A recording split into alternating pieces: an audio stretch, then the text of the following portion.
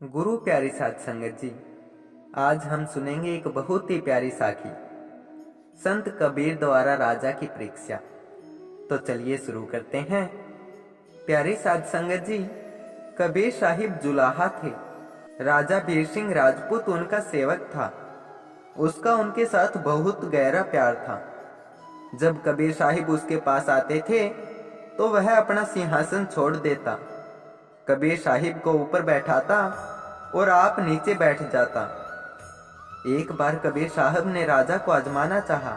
प्यारी साध संगत जी, ये संतों की मौज होती है कि वह जब चाहे अपने शिष्य की परीक्षा ले लेते हैं।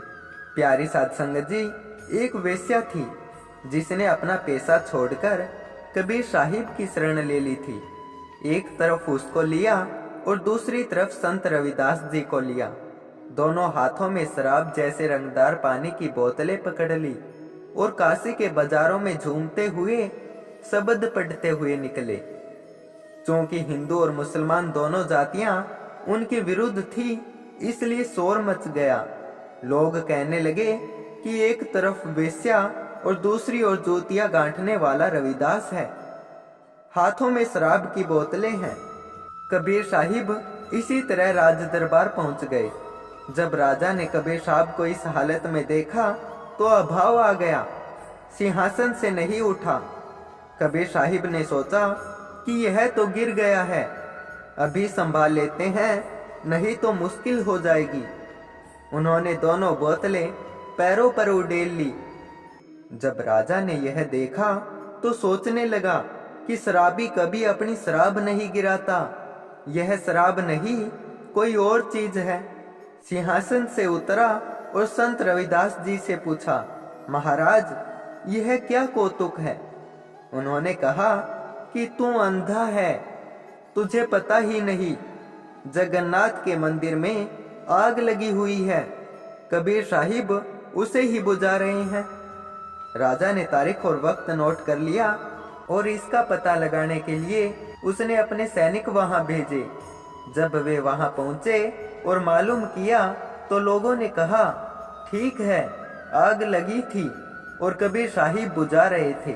प्यारी साध संगत जी, जब यह बात सैनिकों को पता लगी तो सैनिकों ने आकर वैसा ही राजा को बताया कि लोग कह रहे थे कि वहां पर आग लगी थी और हमने उनसे समय भी पूछा और समय भी बिल्कुल ठीक था, और लोग यह भी कह रहे थे कि उस आग को संत कबीर बुझा रहे थे। प्यारी साध संगत जी, राजा ने जब यह बात सुनी तो उसकी आंखों से आंसू आ गए और उसके बाद राजा का विश्वास और भी पक्का हो गया। प्यारी साध संगत जी, जब सतगुरु हमारी परीक्षा लेने लग जाए तो हमारी क्या हालत होगी, हम उसका अंदाजा भी नहीं लगा सकते। क्योंकि हमारे साथ कुछ गलत हो जाए या फिर कुछ बुरा हो जाए, हम तो तभी डोल जाते हैं और अपने सतगुरु पर विश्वास खो देते हैं। तो ऐसे मौके पर बड़े बड़े अभ्यासी भी लोक लाज में बह जाते हैं। प्यारी साध संगत जी, गुरु की कृपा से कोई कोई प्रेमी ही ऐसी परीक्षा में खरा उतरता है और यह आसान बात नहीं है।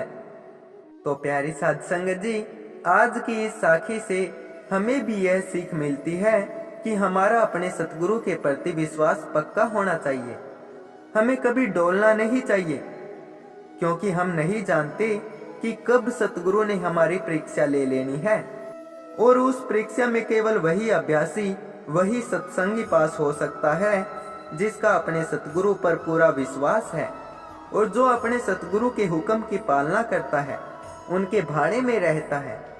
प्यारी साध संगत जी, आशा करता हूँ कि आपको साखी बहुत ही अच्छी लगी होगी। यदि साखी अच्छी लगी हो तो साखी को अपने रिश्तेदारों और दोस्तों के पास शेयर कर दीजिए ताकि वे भी इस साखी से लाभ उठा सकें, और चैनल को सब्सक्राइब भी कर लीजिए ताकि आने वाली नई साखियों की जानकारी आपको मिल सके।